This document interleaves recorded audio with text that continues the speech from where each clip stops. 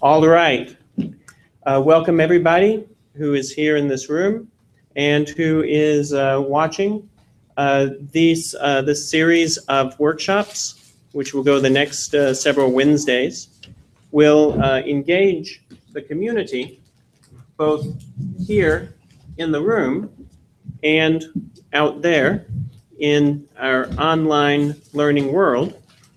We'll engage the community in this workbook that each of you has on your desk. Is there anybody who does not have a copy of this? Okay. If you don't have a copy of this, you can go to the USCCB's website and look for Intercultural Competencies. A copy of this will be coming to you, if you're a student at Holy Apostles or a member of the online faculty, in the mail early next week, before next Wednesday's workshop, and you'll be able to follow along. This series of videos will be placed in the Populi container for those who are online students and online faculty. So that's this. So with that, we will pray. I'll begin with prayer. And Father, brother.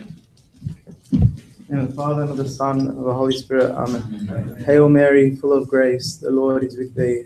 Blessed art thou amongst women, and blessed is the fruit of thy womb, Jesus. Holy Mary, Mother of God, pray for us sinners, now and at the hour of our death. Amen. Our Lady, seat of wisdom, Pray for us. Mother of good counsel, Pray for us. in the name of the Father, and of the Son, and of the Holy Spirit. Amen. Thank you. All right. So we'll begin. My name is Dr. Sebastian Mahfood. I'm professor of interdisciplinary studies. I'm vice president of external affairs, and I am in our second module, or in the second module with you, on building intercultural competencies for ministers. So for those of you who were here last week, you experienced a walkthrough on Module 1. Now, Module 1 had a lot of introduction behind it. Module 1 explained what is evangelization, what is the new evangelization, and what our mission, our missionary mandate is as Catholics, to go forth and spread the gospel to all peoples. That's what Christ told us to do, and the presence of those of us here in this room today and online watching this is evidence of the fact that it was done, and it continues to be done as we preach the gospel to one another within our own cultural context. So if the first module provided the framework for what it is that we're doing, why are we doing this? Because we're called to evangelize. But how do we evangelize other peoples if we don't know them? And we talked about how to get to know the other. In part of how to get to know the other is understanding who they are in relation to a variety of things called culture.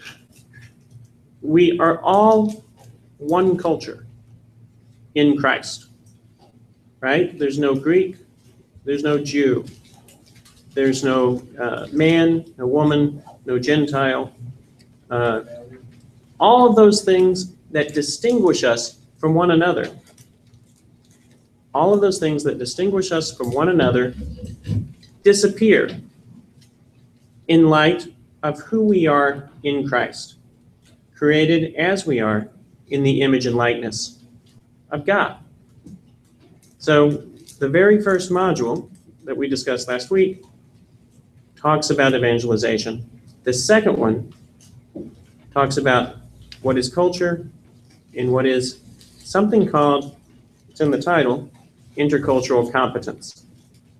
What's it mean to be interculturally competent?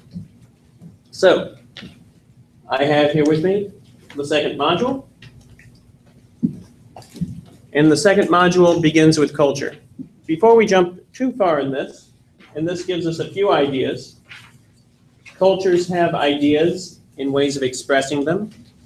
And by the way, for those of you at home, you've got the PowerPoints in front of you, or at least you can download them from our website at holyapostles.edu/intercultural competencies. As we get into the work of broadening the scope of these workshops, beyond the physical community. Cultures have behaviors, and cultures have material dimensions. Let's see if we can understand these in our own words. If you open up the book to make it, to show you where these things are, you'll see that on page 6, that outline is out here on the very first page of the module. So you can see what they say about it. What do you say about it? Cultures have ideas and ways of expressing them. What's it mean for a culture to have an idea? Anybody want to respond?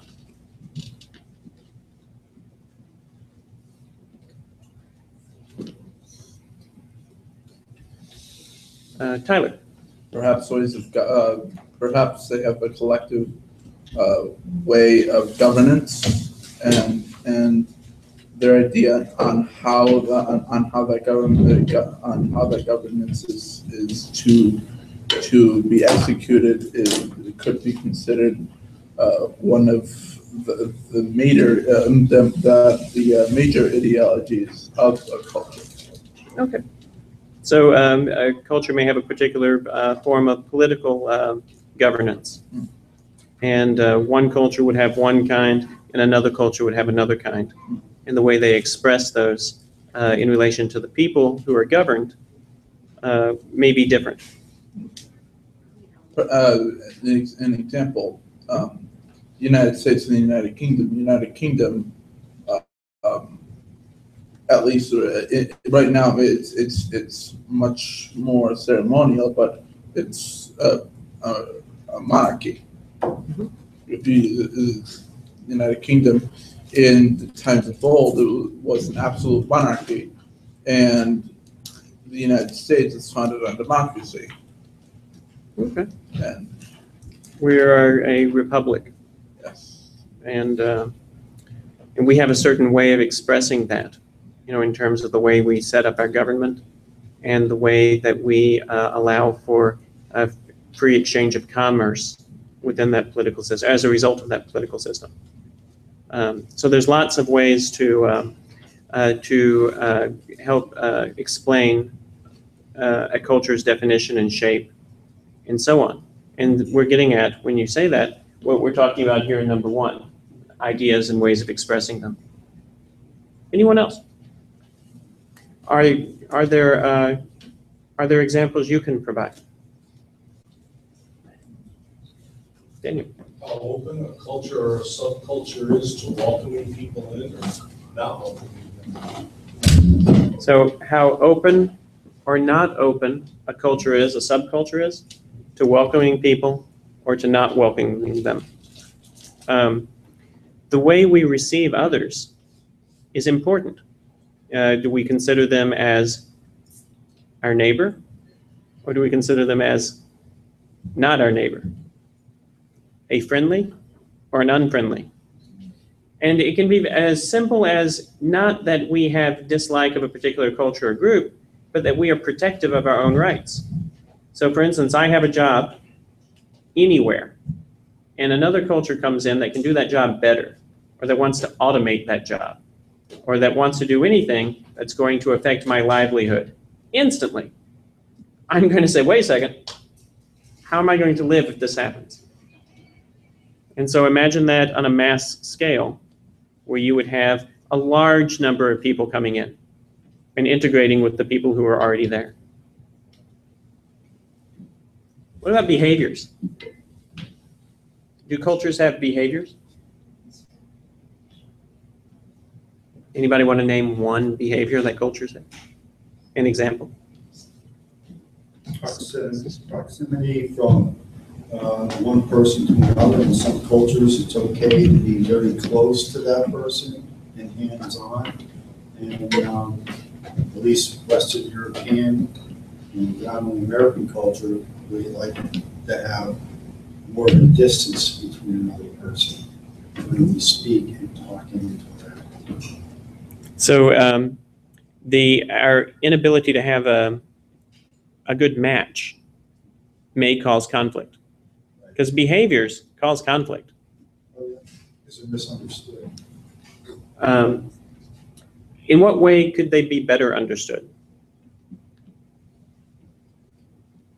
Like if you knew that whenever you spoke with a certain person, that person was going to glacier you, to put that into turn that into a verb, that person was going to continue to approach even though you were backing away.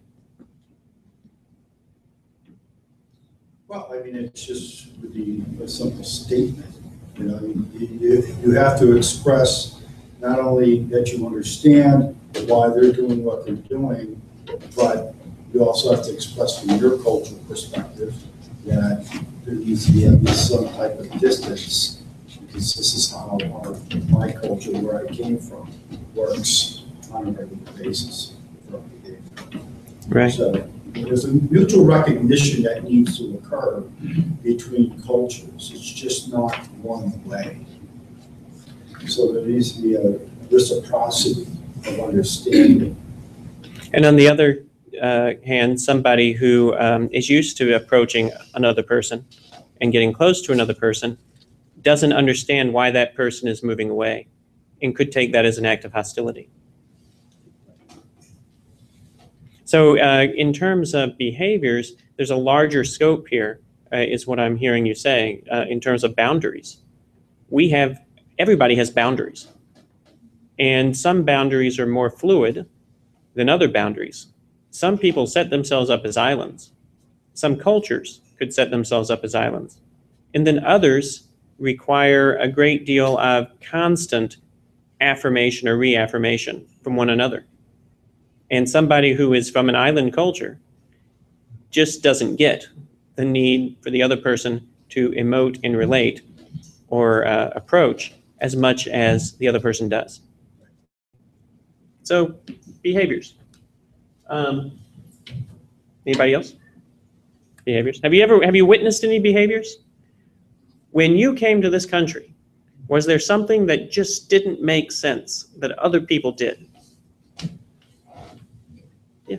The one thing is, in your culture, when you have somebody, the older one, you need to ask, like, can I help you? Even though they are very old, Right. cannot carry something.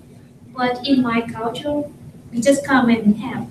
Let me help you. This. Or they call us, come and help. If they see me, they are the oldest one, the grandmothers. Whenever he or she saw me, I need to run over and help her carry something. Don't need to ask, can I help you or something? But in your culture, we probably ask first.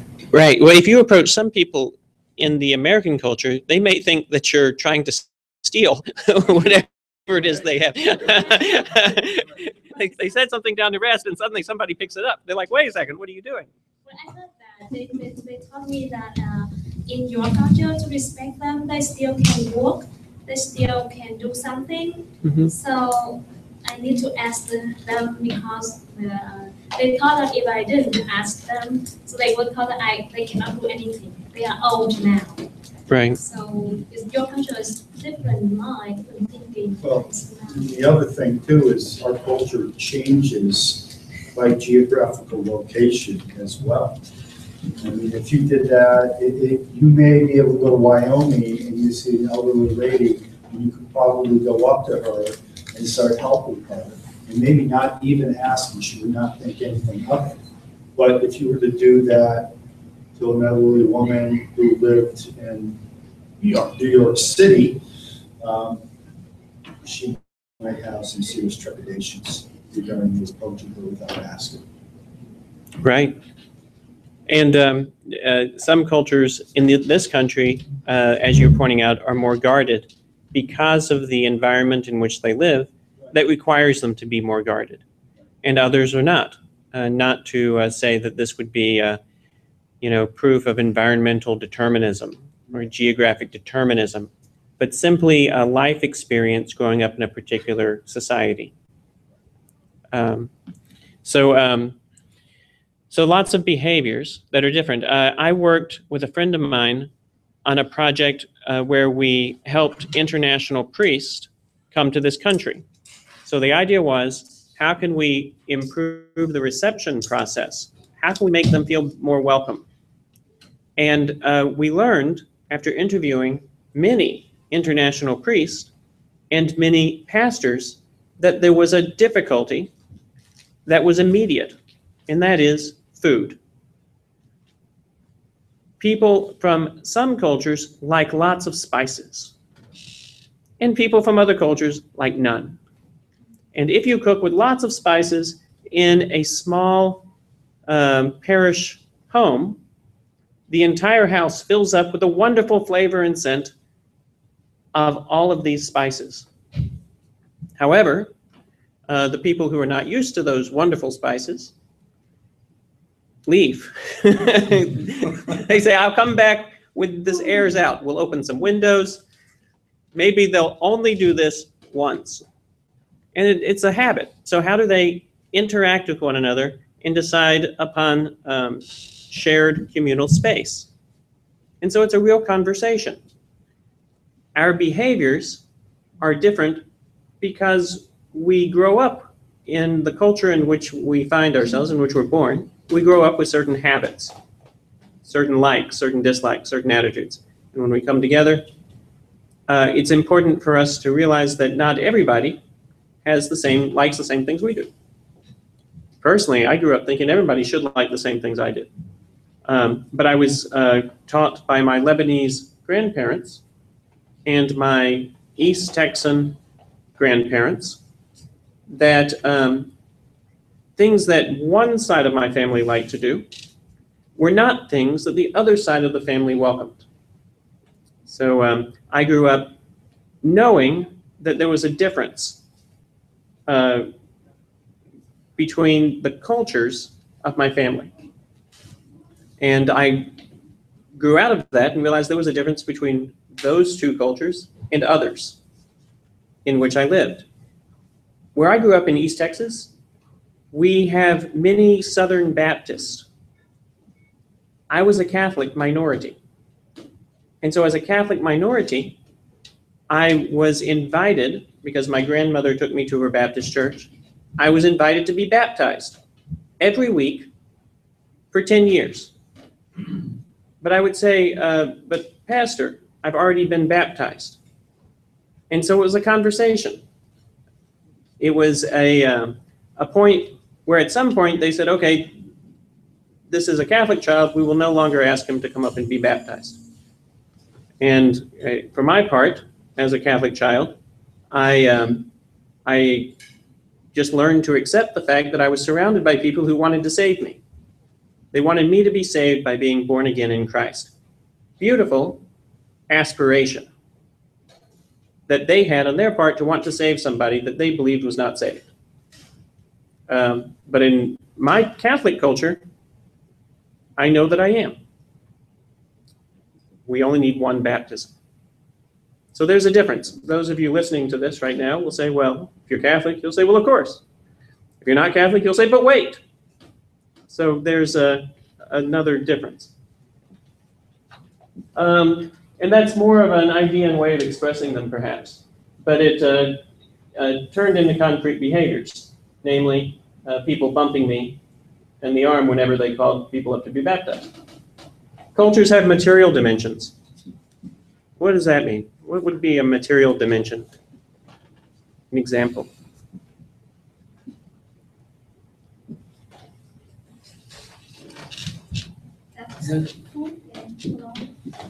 Okay. So a certain way of dressing? Yes. Ooh, excellent.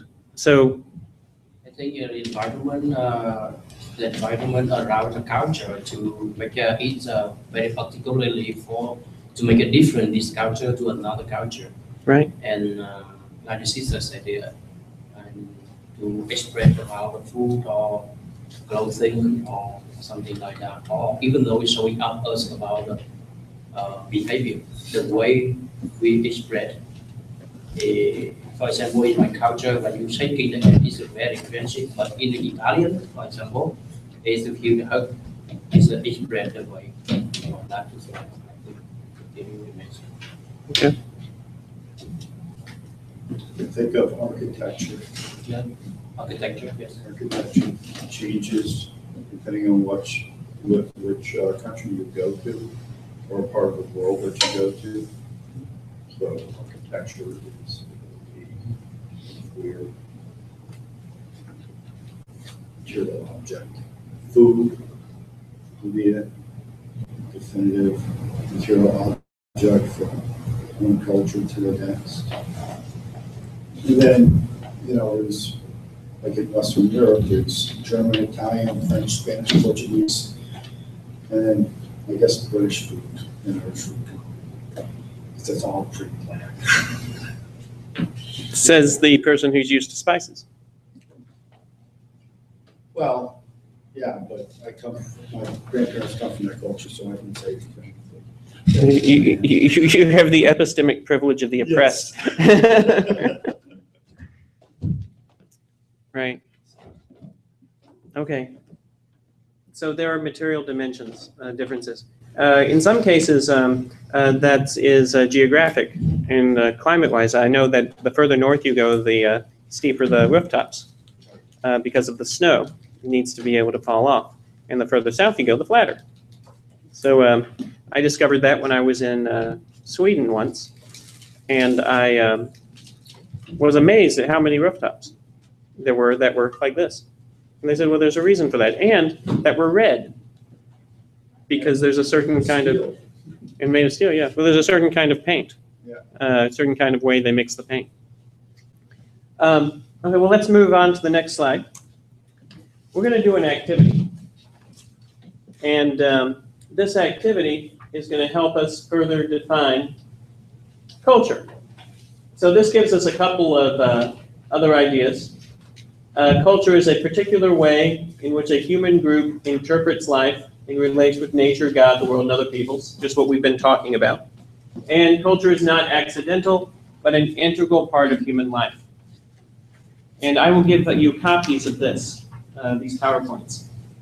But the important thing is that there is some part of culture that is just the environment in which we were raised, but that, according to our workbook, is intentional. So there are ways we make and shape culture intentionally. I'll give you one example. The habit. Each of you has a habit. If you're a religious sister, or you're blacks, if you're a priest or a seminarian, or your robes, if you are a monk, a member of the monastic tradition. But if you were wearing black, you would blend with other people wearing black. The fact that you're not wearing black, you're wearing a robe that's gray, sets you apart in some way. And you would fit in almost invisibly with other people wearing gray robes. What do you call your habit? Habit. So, okay. So with other people wearing gray habits, you would fit in and almost invisibly. But in a sea of blacks, people say, hey, there's a difference. I'm going to give you something that on page 7, see, we didn't get very far, did we? Page 7. It's called an iceberg activity. I'm going to give you a piece of paper. You've got one at your desk. Is there anybody who would who doesn't have a piece of paper? There's 2 of them.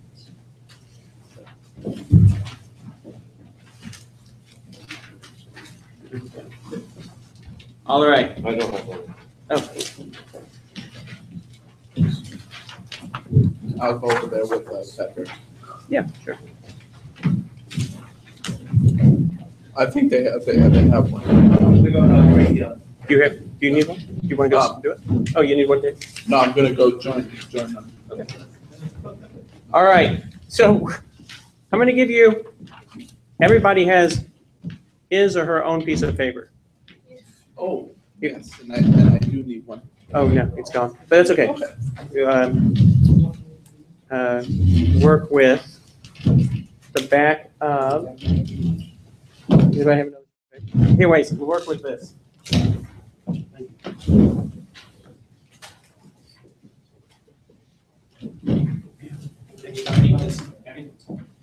It's not big, but it'll do. All right. So I'm going to give each table only one of these sheets of paper.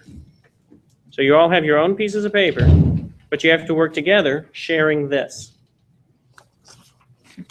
And I'll tell you what it is in a second.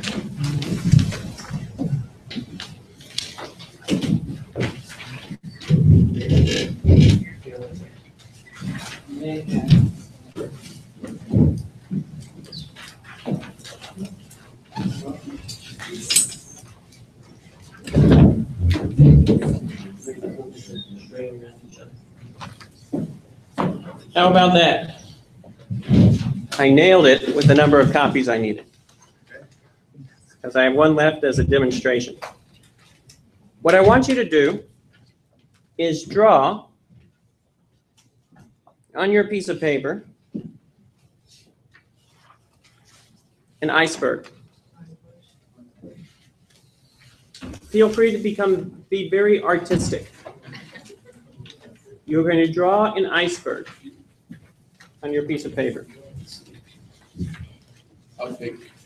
Just give yourself room above the iceberg and a lot of room below the iceberg. Can we trace it? You can trace it. You can make that iceberg anything you want that iceberg to be. Yeah. The point behind an iceberg is how much of an iceberg is always above water? 10%. 11%? Always above water. See, we have a physicist, a scientist here, geologist. Okay, the rest of the iceberg is below water. So if ever you see an iceberg, you're only seeing the peak. Much of the iceberg is underneath. Has anybody ever heard of the Titanic? Yes.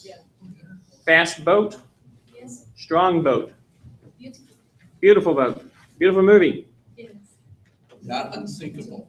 Not unsinkable like Molly Brown. Okay. The Titanic hit an iceberg.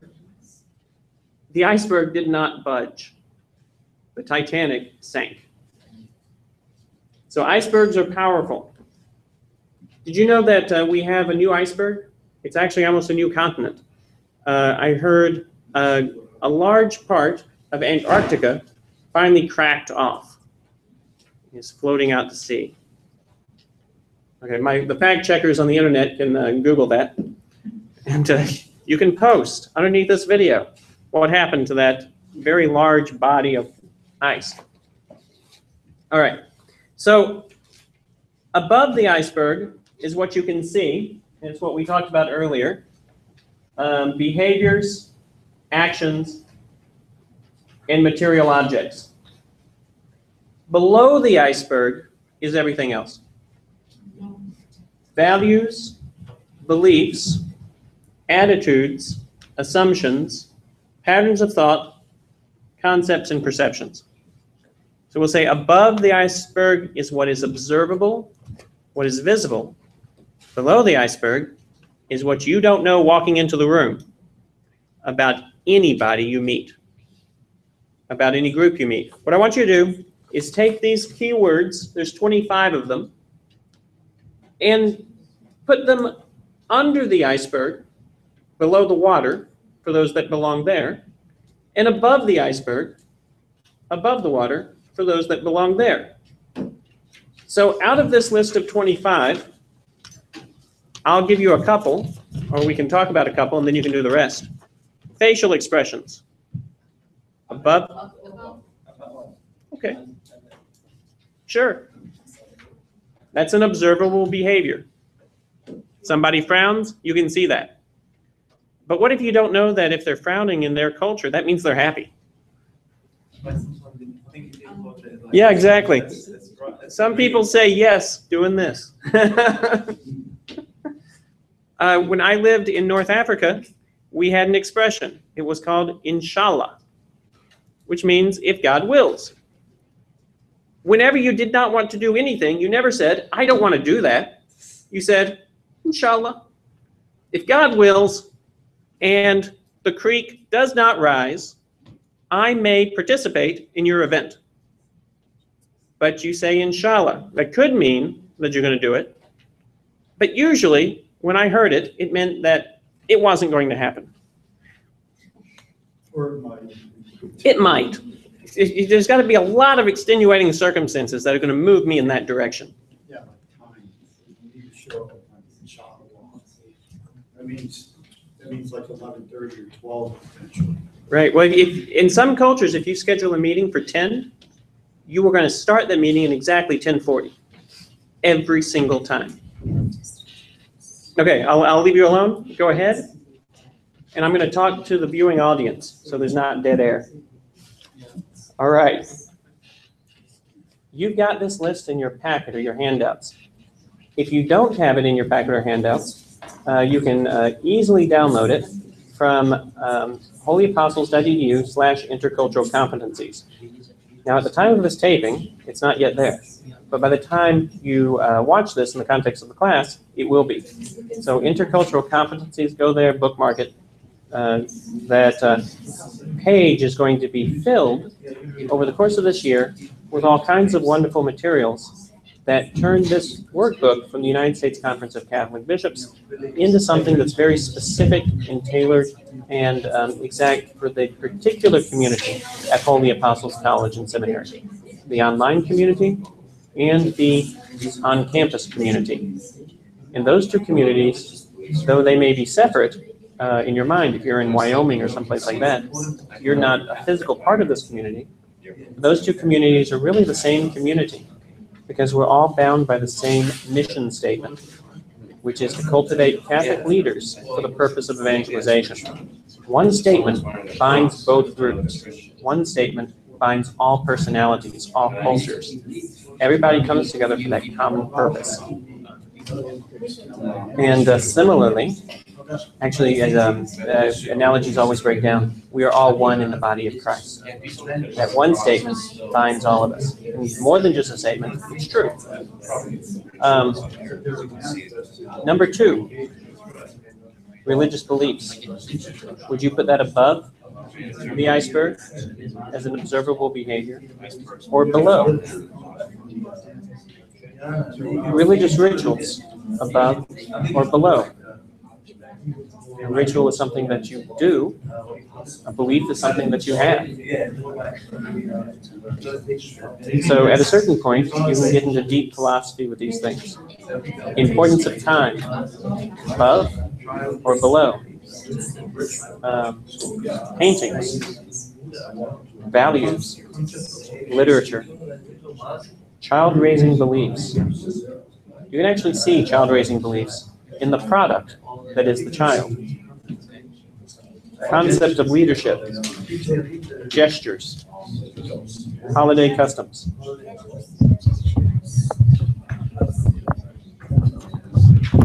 As I'm reading this to you, thank you. As I'm reading this to you, I am hearing the other tables going through these very terms.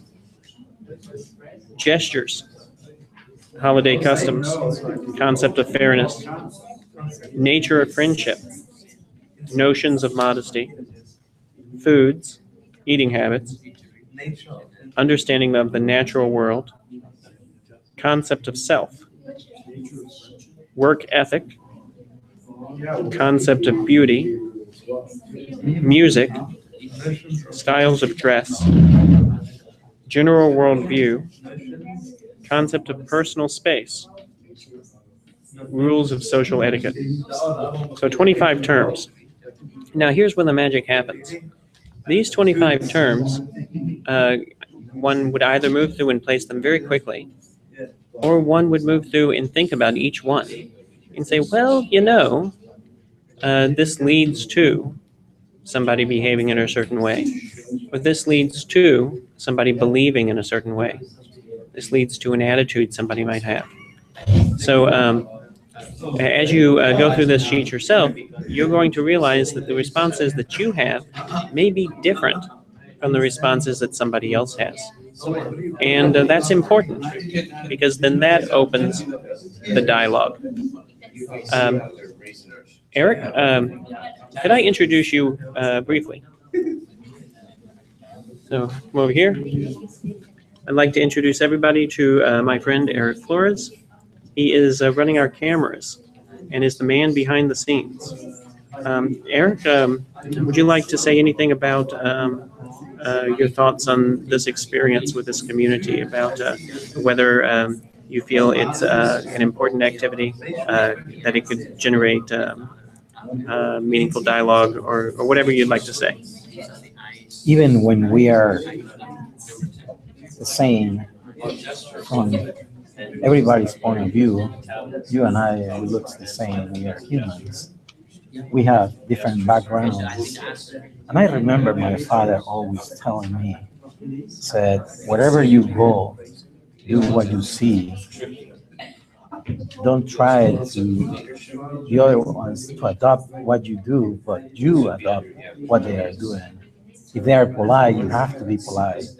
If they are nice with you or nice with everybody, you have to do the same. So wherever you go, do what you see. We have an expression, it's called when in Rome, do as the Romans do. Okay. But your dad taught you to blend in with other cultures. We're going to talk about that a little bit later this evening, what that means in terms of ways in which different groups interact with one another. You have did he give you a reason for telling you to blend? Well, because I was going to another location, and he always thought that you go to another location, you don't want to be an intruder for the other people. You have to be like them or try to imitate what they do. In order to be more fully accepting of their hospitality. Correct, yes. Very cool. Well, let's focus a little bit on the tables right now and see whether or not, just so the audience can see what's going on. Let's see.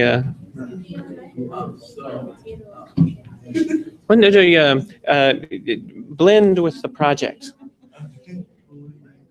Blend with the group dynamic. Engage the group dynamic. Don't worry about this camera.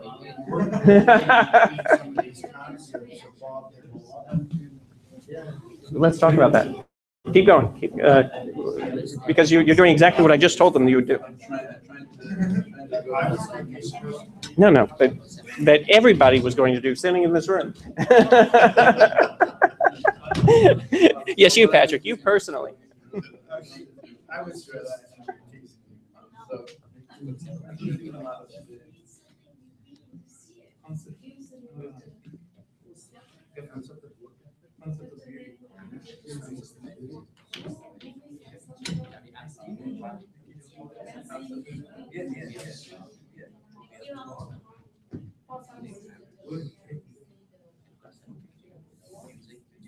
But it manifests itself in material objects.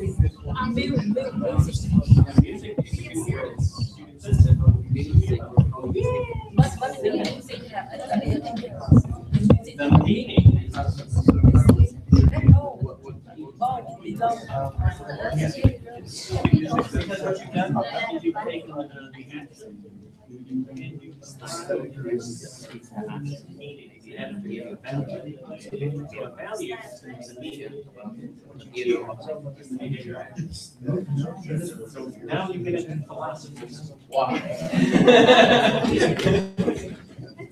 Yes, sometimes.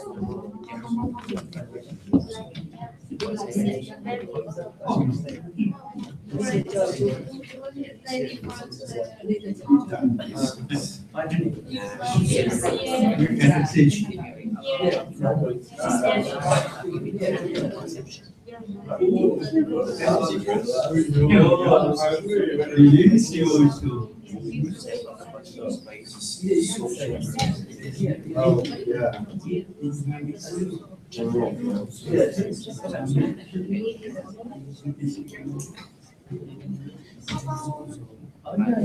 I'll stop you in a couple of minutes.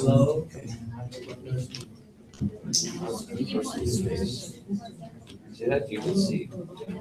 Some of these are tricky. Right. Well, they're not cut and dry, right? Manners, like social etiquette is more than just eating. When you're teaching manners for behavior.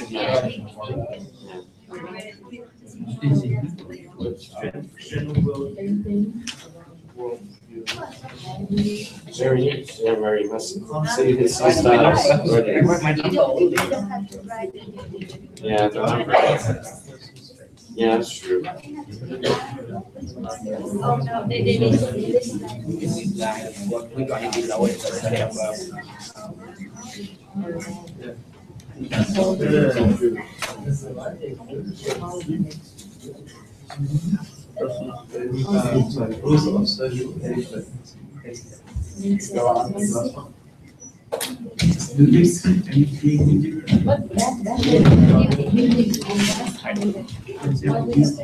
All right. I'm going to share with you one more slide, and then I want to talk a bit about what it was that you discovered. And so each of you has your own piece of paper, so each of you had the freedom to, I'm getting a little bit of feedback. Should I step back? Okay. Each of you had the freedom to write whatever you wanted to on your own pieces of paper. But because it was a group activity, you had the opportunity to discuss it with others. And you may have, outside of the group activity, you may have changed your mind as a result of the group activity, or you may have decided that your answer was what you wanted to keep, regardless of the opinion of the group. Perfectly fine. So, I mean, there's, depending upon how often you did that, there is a way to interpret that as to whether or not you come from an individualist culture or from a collectivist culture. We'll talk about that in a moment. Ways we talk about culture. So at that first planning session in Washington, D.C., Father Alan Deck asked us if we could come up with a definition of culture. And there were 100 people in the room, and we worked at tables, and we came up with many definitions of culture. And we began to cluster them, and then we realized, okay, we've got 3 working models that perhaps would fit any sociologist or anthropologist guidebook. One way to talk about culture is classically. A classical understanding of culture is that there are certain things that people do who live in a given society, and if they do those, then they have culture. If they do not do those, then they do not have culture. An example, when I grew up, I went to the opera, I went to whatever plays were available, I attended art exhibits, I listened to music, went to concerts. There were many people who did not do this. So whenever I gathered these experiences that were considered the apex of one's culture, I might think that I was more cultured than someone who did not do these things. So that's one way to talk about culture, classically, in terms of what are those things within society that you could say these are the high points of that culture. Modern, unity of language, custom, and territory. So it's not that there's anything necessarily in your culture that makes you more or less cultured if you participate in them, but it's the kind of what everybody does that makes us common, that makes us be able to demonstrate that we share a common culture. So the person who goes to the movies and the person who never goes to the movies, these people have one thing in common. They are walking the same streets. They are speaking the same language. They all participate in Thanksgiving or in some other holiday that would be specific to their own culture. And then there's postmodern. Now, postmodern's interesting, so I'm going to read it. Especially in urban settings, and on page 9, where cultures, in the modern sense just discussed, rub up against one another, people may be speaking their traditional language as well as another language. They may adapt customs of their neighbors, and they don't have their own defined territory. The place in which they find themselves is really a forum where things are borrowed and crafted together to create a way of life. This is what is known as postmodern culture. It is especially prevalent among second and third generation immigrants and youth. So, in a postmodern culture, I may be Lebanese. I may be Vietnamese. I may be West African. But I live in a culture that has a great number of other people who are not like me.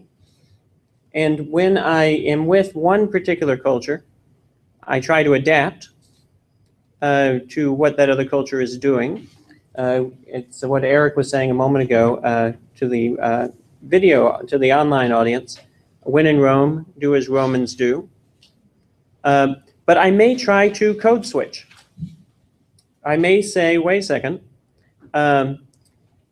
in this particular culture, when I'm with my family and when I'm with my good friends, I'm going to act a certain way. But when I go into the dominant culture, I'm going to change and act the way the dominant culture expects behavior to occur. So when I'm with my own group, I'm going to speak my own dialect. When I'm with the larger group, I'm going to speak, or the more dominant group, I'm going to speak what they are speaking. So when I lived in North Africa, we learned Derj Tunsi, the Tunisian dialect. Whenever we're with Tunisians, we spoke Derj Tunsi. But you can't speak Derj Tunsi with Egyptians, or you can't speak it in a larger or a broader context in which Arabic is spoken. So you've got to speak that language of the dominant culture, otherwise you won't be understood. So we'll come back to that in the second half. And I know that in 5 minutes we have a break. So before we go on break, tell me what you discovered. And if you would, Eric, aim the camera at those who are talking. Sisters, you discovered something very interesting at this table, the philosophy in which you were engaged. And other people may have had the same experience. Would somebody like to speak for this table?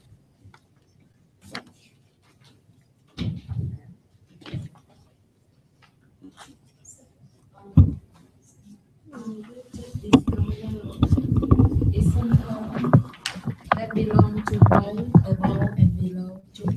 For example, like literature,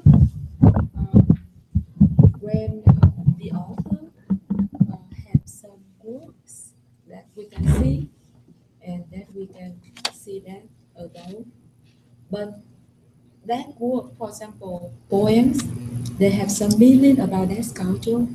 We cannot see, we have to experience that we become below. That is sometimes both below and above. All right. In case the camera did not pick that up, do you mind if I repeat what you said?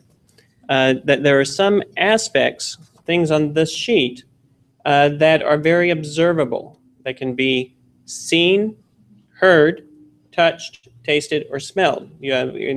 One of your senses is going to engage that in one way or another.